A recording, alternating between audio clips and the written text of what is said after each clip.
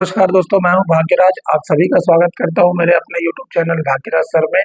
तो चलिए दोस्तों, बिना किसी देरी के वीडियो को स्टार्ट करते हैं, जिसमें हम रेलवे जेई के साइंस को साथ रिवीजन तो करेंगे ही, साथ में उसके ऑब्जेक्टिव क्वेश्चंस को भी देखेंगे कि किस प्रकार से ये बनता है। ठीक है ना? तो चलिए, पहला नंबर स्क्रीन पर आपके सामने है। निम्नलिखित में से किसने सबसे पहले तत्वों को आवर्त सारणी में वर्गीकृत किया था?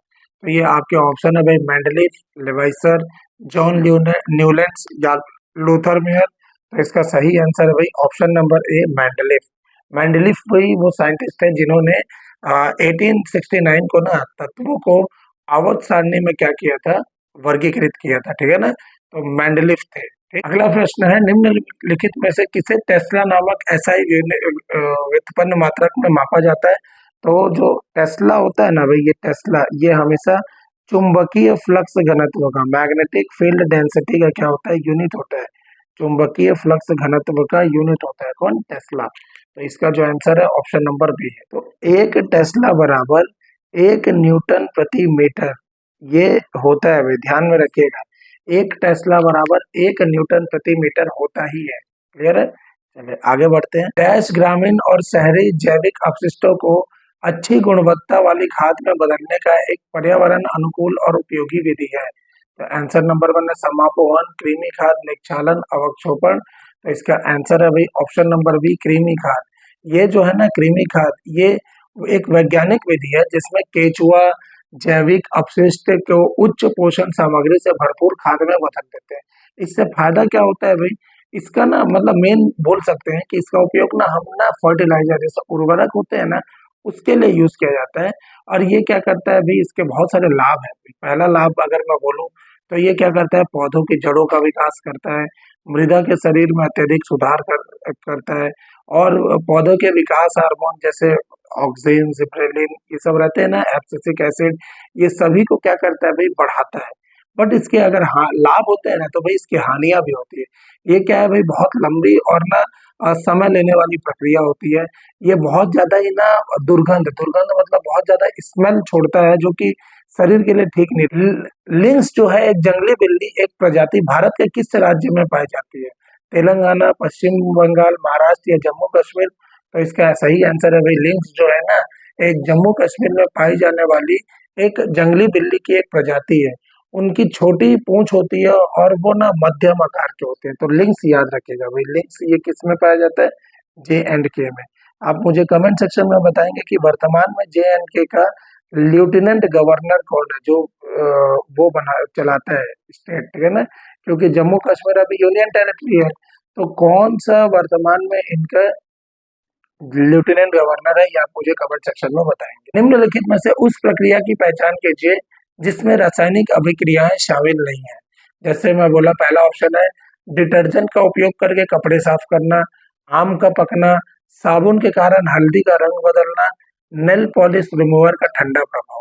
तो जैसा कि आपको मालूम है, रासायनिक अभिक्रिया वो अभिक्रिया होती है ना जो जो ना पूरा प्रोसेस ही चेंज कर दे। जैसे मैं आपको बोल रहा हूँ, डिटर्जेंट का उपयोग करके कपड़े साफ करना। डिटर्जेंट क्या होता है भाई, अगर मैं उसको यूज करूँ तो उससे कपड़े साफ हो जाते हैं। इसका मीनिंग क्या है, ये एक रासायनिक अभिक्रिया है। आम का पकना, दूध का दही जमना, ये सारे रासायनिक प्रक्रियाएं होती है भाई। ठीक है ना?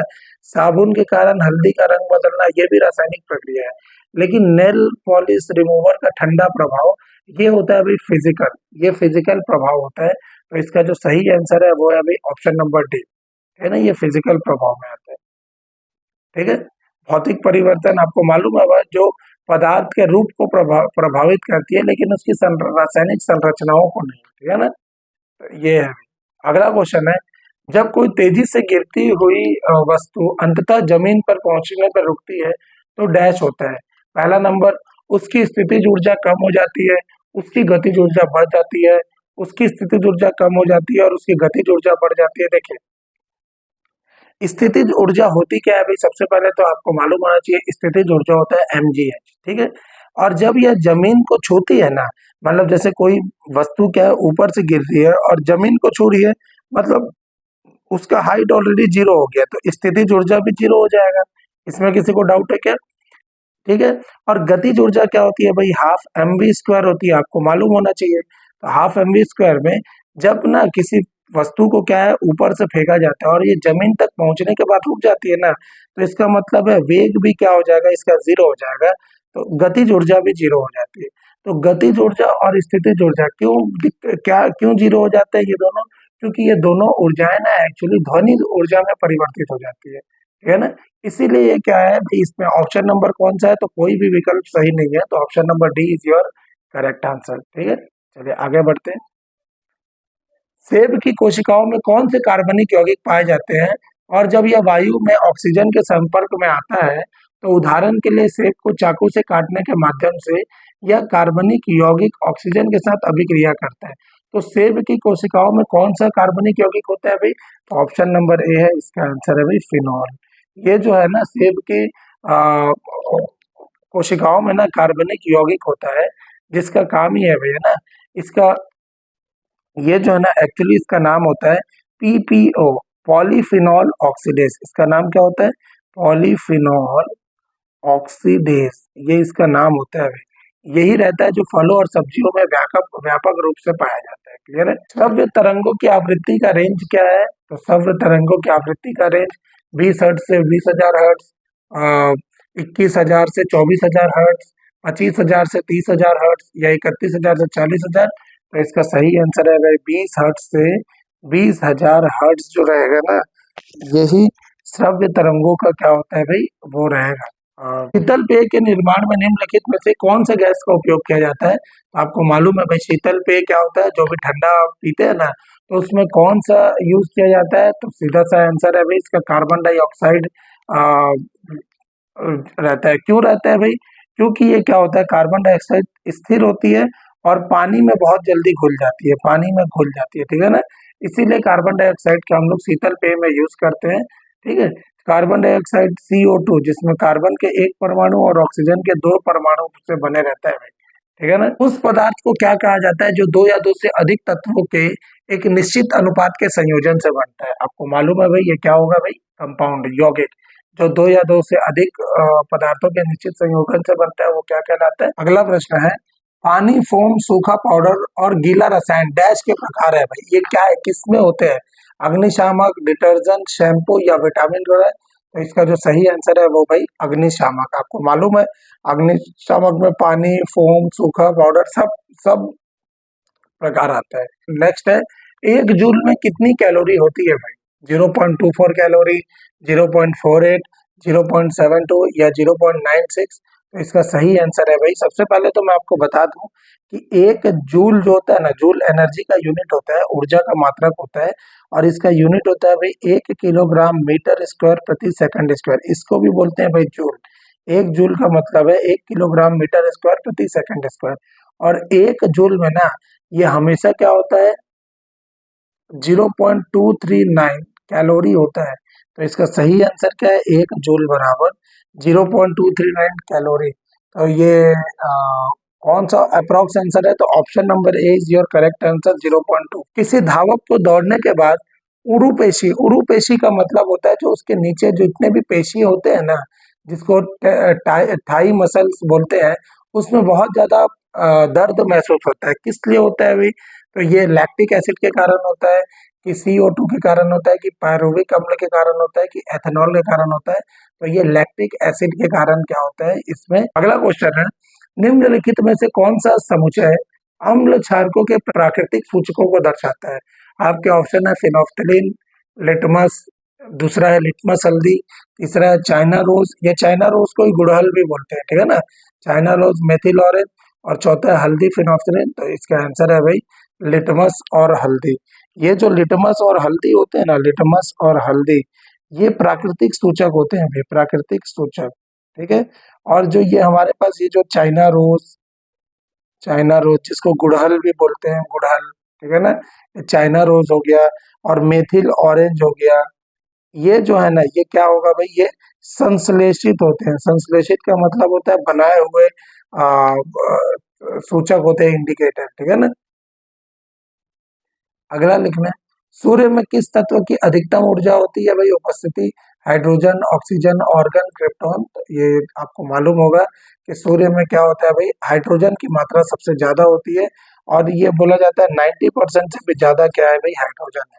हर जगह अलग अलग बुक में लिखे रहता है, इसलिए हम ये बोल सकते हैं कि 90% से भी ज्यादा क्या है, और हाइड्रोजन है। ठीक है, निम्नलिखित में से कौन से पौधे के प्रजनन भाग का वर्णन करते हैं भाई? पहला ऑप्शन है टहनी, फूल, शल्क या लकड़ी। तो इसका आंसर है भाई फूल। ये जो है ना, पौधे में यौन प्रजनन अंग होता है जिसमें 4 मूल भाग होते हैं भाई। पौधों में ना ये जो फूल होता है ना, इसमें 4 भाग होते हैं, इंपॉर्टेंट है ना ये। प्रजनन भाग है ये, प्रजनन, प्रजनन का मतलब होता है यौन संबंध में जो भाग लेता है, ठीक है ना। इसमें कौन कौन से होते हैं भाई? पंखुड़ी, दूसरा है बाह्य दल, तीसरा है पुंकेसर और चौथा है स्त्री केसर। अगर क्या बोलते हैं इंग्लिश मीडियम वाले जो है, अगर उनको समझना है तो मैं बता सकता हूँ। अ flower is a sexual reproductive organs plant. It consist of 4 basic parts, जिसका नाम है भाई पीटल्स, जिसको बोलते हैं भाई पीटल्स। ये है पंखुड़ी, है ना, पंखुड़ी। दूसरा नंबर है भाई सीपल्स, ये बाह्य दल को बोला जाता है भाई सीपल्स, ठीक है। तीसरा नंबर है स्टेमेंस, स्टेमेंस का मतलब होता है भाई पुंकेसर। और लास्ट है भाई स्त्री केसर को बोलते हैं पिस्टिल। ये ये 4 भाग होता है पौधों के, है ना। पादप से बहुत क्वेश्चन बनते हैं, तो ध्यान रखना है भाई, पादप से भयानक क्वेश्चन बनते हैं, ठीक है। अगला प्रश्न है, निम्नलिखित में से कौन सी विधि लोहे के फ्राइंग पैन को जंग लगने से बचाता है? तेल लगाना, रंग लगाना, जिंक की परत लगाना, उपरोक्त सभी। तो इसका आंसर होगा भाई, जो सोच रहे हैं उपरोक्त सभी, ये गलत हो जाएगा। जिंक की परत लगाने से, जिंक के जो लेयर चलाने पे ना क्या होता है भाई, फ्राइंग पैन में जंग लगने से बचता है, ठीक है ना। आज इसमें क्या होगा, सारे चीजों को याद करते हुए चलना है भाई, एकदम क्वेश्चन देखना है और याद करना है, क्योंकि ये पूरे के पूरे ना एग्जाम में आए हुए प्रश्न है भाई, इसको छोड़ना नहीं है, ठीक है। ये ऐसा नहीं है कि आ गए हैं बना के, ऐसा नहीं। आप प्रीवियस ईयर का उठा के देखेंगे, आपको इस टाइप का क्वेश्चंस बहुत मिलेंगे, ठीक है। चलिए अगला प्रश्न है, निम्नलिखित में से किस गैस का प्रयोग, निम्नलिखित में से किस गैस का प्रयोग कर टायरों को फुलाने के लिए किया जाता है? आपके ऑप्शन है नाइट्रोजन, ऑर्गन, कार्बन डाइऑक्साइड या हाइड्रोजन। तो सही आंसर है भाई नाइट्रोजन। इसीलिए आप देखना पेट्रोल पंप के पास ना ये बोला जाता है कि क्या बोलते हैं, अरे नाइट्रोजन युक्त हवा भरो नाइट्रोजन के थ्रू। तो ये टायरों में भरने के लिए बहुत काम आता है, ठीक है ना। अगला प्रश्न है, मानव शरीर के निम्नलिखित में से किस अंग में हेपेटोलॉजी नाम का विषय का संबंध है भाई? ये हिपेटोलॉजी किससे बोला जाता है, हिपेटोलॉजी? तो ये जो है आपके ऑप्शन है हिपेटोलॉजी, पहला है फेफड़े, दूसरा है मस्तिष्क, तीसरा है यकृत और चौथा है श्रोणि। तो ये इसका आंसर है भाई यकृत। ये जो है ना हिपेटोलॉजी, ये बहुत इंपॉर्टेंट है भाई। इसका आंसर है भाई लिवर, ठीक है। अगर ये पूछे रहता है हिमेटोलॉजी, ये हीमेटोलॉजी, ये इसका संबंध किससे है? तो इसका संबंध है भाई रक्त से। यही एक प्रकार का क्या होता है, ब्लड कैंसर को दर्शाता है ना। ब्लड कैंसर के ट्रीटमेंट में क्या करते हैं, हीमेटोलॉजी का उपयोग करते हैं, ठीक है ना। तो हीमेटोलॉजी का संबंध ब्लड से है, ध्यान में रखना है ये अपने को, ठीक है। चलिए बताइए, तो लीवर क्या क्या काम करता होगा? लीवर, तो लीवर क्या क्या काम करता है? सबसे पहले निस्पंदन करता है, निस्पंदन, ठीक है ना। ये निस्पंदन को कैसे समझाएंगे भाई निस्पंदन को? निस्पंदन का मीनिंग होता है भाई फिल्टरेशन, ठीक है ना, छानना। सिंपल वर्ड में अगर बोलूं तो छानना। दूसरा नंबर है भाई डाइजेशन, पाचन भी यही करता है भाई, डाइजेस्ट कराता है चीजों को, ठीक है ना, डाइजेशन। और क्या क्या कर सकता है भाई? मेटाबॉलिज्म भी यही करता है, मेटाबॉलिज्म। जो भी चीज हम खाते हैं ना, उसको पचाने का काम भी यही करता है, पचाने का प्रोसेस भी बढ़ाता है, ठीक है। और ये ही क्या करता है भाई, विटामिन और मिनरल्स को क्या करता है, स्टोर करके रखता है। एंड मिनरल्स, खनिज और लवणों को ना क्या करता है भाई, स्टोर करके रखता है, ठीक है ना। तो विटामिन और मिनरल को स्टोर करके रखता है, ठीक है।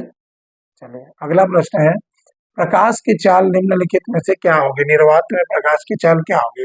आपके ऑप्शन है 499, 792, 458 किलोमीटर प्रति सेकंड। ये ऐसे 4 ऑप्शन दिए हैं भाई। तो इसका आंसर होगा भाई, प्रकाश की चाल जो होता है ना, ये हमेशा होता है 3 × 10⁸ मीटर पर सेकंड, ठीक है ना। और यहाँ पे किलोमीटर पर सेकंड दिया 3 के लगभग है, यही मेरा आंसर है भाई। ये जो है ना ऑप्शन नंबर जो है कौन सा दिख रहा है, ऑप्शन नंबर बी जो है ना, ये 299, 792, 458, ये किलोमीटर प्रति सेकंड दिया है। यही 299 मतलब 2.99 है, यही 3 के लगभग है, तो यही मेरा आंसर है भाई। ठीक है, ऐसे चेक करना, आपको डायरेक्ट डायरेक्ट क्वेश्चन नहीं देगा, आपको मिलना पड़ेगा ना। कौन सा एक प्रतिवर्ती फ्लोरेसेंट लाल अम्लीय रंग है जिसका उपयोग ऊतक वैज्ञानिक परीक्षण के लिए कोशिका द्रव्य, लाल रक्त कोशिका, ट्रोजन और मांसपेशी फाइबर को रंगने के लिए किया जाता है? आपके ऑप्शन है भाई इयोसिन, सेफ्रेनिन, क्रिस्टल बैगनी या अ, मजीद। ये है भाई इयोसिन। इयोसिन एक ना फ्लोरोसेंट लाल रंग है जिसका उपयोग ना टिश्यू साइंस, जो ऊतक विज्ञान होता है ना, टिश्यू साइंस, उसमें हम लोग करते हैं भैया ना, बड़े पैमाने पर किया जाता है। क्या नाम है इसका? तो इसका नाम है इयोसिन। इंपॉर्टेंट है, ध्यान रखना इयोसिन। आइंस्टीनियम का, ये आइंस्टीनियम का रासायनिक प्रतीक कौन सा है? क्या ये ईएस है, क्या ये ईटी है, क्या ये ईआई है, क्या ये ईएन है? तो जो इसका सही आंसर है भाई आइंस्टीनियम का ईएस है भाई, है ना। ई आई मत कर दीजिएगा, आइंस्टीनियम का ई एस है ना, ये वाला इंपॉर्टेंट है भाई। ठीक है, और इसका परमाणु संख्या कितना होता है? आइंस्टीनियम का परमाणु संख्या 99। निरूपण और डैश बागवानी तकनीकें हैं जिसका उपयोग दो या दो से अधिक पौधों के भागों को जोड़ने के लिए किया जाता है। ये कौन सा है भाई? निरूपण और बागवानी तकनीक कौन सा है? तो इसका आंसर है भाई बडिंग। बडिंग जो है ना, एक प्रकार का प्रोसेस होता है जिसमें क्या होगा, नया व्यक्ति मूल जीव के साथ शारीरिक स्थल से निकलता है। ऊर्जा की बचत में निम्न में से किस सबसे उपयोगी क्या है भाई? तो ऊर्जा की बचत में सबसे उपयोगी कौन सा है? एलईडी। ये इलेक्ट्रिकल वाले भी पढ़ते हैं और फिजिक्स में भी इसको लाइट में पढ़ा जाता है, ठीक है ना। बेंजीन की खोज किसने की थी? तो जॉन डाल्टन, न्यूटन, प्रिस्टले या माइकल फैराडे? तो बेंजीन का जो खोज किया था ना, वो था भाई माइकल फैराडे। Michael Faraday. ये फिजिक्स में भी है और ये केमिस्ट्री में भी आ गया है, समझ रहे ना। ऐसे मैं बोलूं, डाल्टन किसने खोजा था? तो परमाणु को खोजा था। डाल्टन किसको, कौन खोजा था भाई? परमाणु को, है ना। डाल्टन किसको खोजा था? ऐसे में बोला न्यूटन। न्यूटन किसको खोजा है भाई? गति के नियम को खोजा है। प्रिस्टले, प्रिस्टले जो है ना, ये किसको खोजा होगा? ऑक्सीजन को खोजा था प्रिस्टले, ठीक है। ऐसी माइकल फैराडे किसको खोजा भाई? माइकल फैराडे जो है ना, बेंजीन को खोजा हुआ है, ठीक है। ध्यान में रखिएगा, ये सब पूरा नाम याद रखना है। लाइसोसोम को उसके डैश की वजह से आत्मघाती थैली के रूप में जाना जाता है। किस नाम से जाना जाता है भाई? जैसे आपको मालूम है, लाइसोसोम को आत्म कोशिकाओं की आत्मघाती थैली कहते हैं। मतलब ये क्या होता है, अपने खुद के ना डिस्ट्रक्शन कर लेता है। मतलब ये क्या होता है, lysosome are known as suicidal bags, जिसको बोलते हैं। ये अपने आप को खुद ही मार लेता है। तो क्यों मार लेता है, इसका क्या है? तो इसका जो सही आंसर है option number C, hydraulic enzymes इसमें पाए जाते हैं। फाइकोलॉजी के तहत निम्नलिखित में से किसका अध्ययन किया जाता है? फाइकोलॉजी इंपॉर्टेंट है भाई। फाइकोलॉजी के अंतर्गत हम क्या करते हैं? शैवाल का, शैवाल जिसका यूज है भाई, अगर इसको इंग्लिश में बोला जाए तो शैवाल का क्या होगा भाई? एल्गी। ये जो है एल्गी, ये फाइकोलॉजी के तहत हम क्या करते हैं भाई? इसका उपयोग करते हैं। अगला प्रश्न है, सजीवों के लिए द्विपद नाम पद्धति किसने विकसित की थी?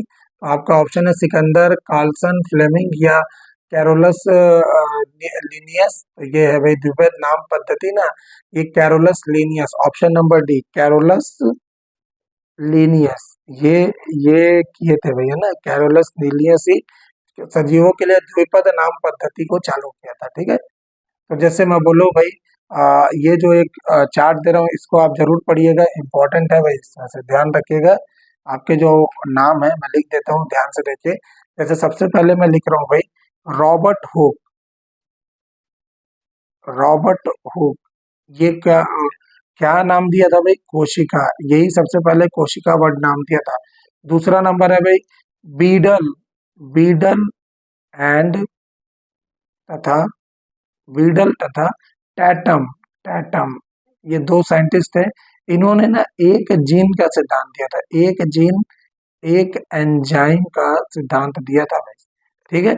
ऐसे में बोलूं, जैकब, जैकब और मोनोड, ये भी दो साइंटिस्ट है भाई। इन्होंने कौन सा सिद्धांत दिया?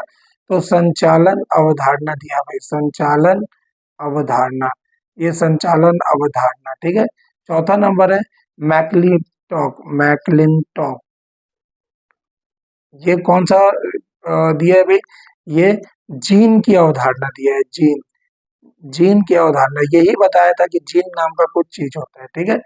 कार्ल लैंड स्टीनर ये रक्त का अवधारणा दिया था भाई, रक्त समूह, ठीक है ना, रक्त समूह का अवधारणा दिया था। और निकोलसन, सिंगर एंड तथा निकोलसन, ये दो लोग थे भाई, सिंगल तथा निकोलसन, ये लोग दिए थे भाई द्रव मोजेंक मॉडल, ठीक है ना।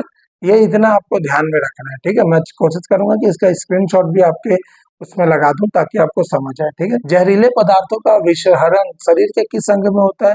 तो जो आपके ऑप्शन है वृक्क, यकृत, फेफड़े, पेट, तो इसका जो सही आंसर है भाई यकृत, ठीक है ना। इसमें क्या होगा भाई, जहरीले पदार्थों का क्या होता है, जिसको लीवर बोलते हैं, यही क्या करता है, जहरीले पदार्थों का विषहरण करता है, ठीक है।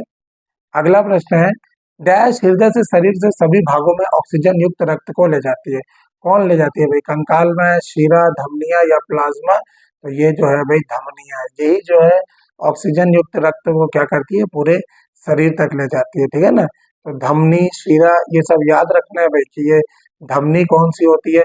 सबसे बड़ी धमनी जो है उसका नाम है भाई महाधमनी, ठीक है ना, महाधमनी। सबसे बड़ी शिरा जो है महाशिरा, ये नाम है भाई, ठीक है ना, खाने वाला नहीं है ना, ये नाम।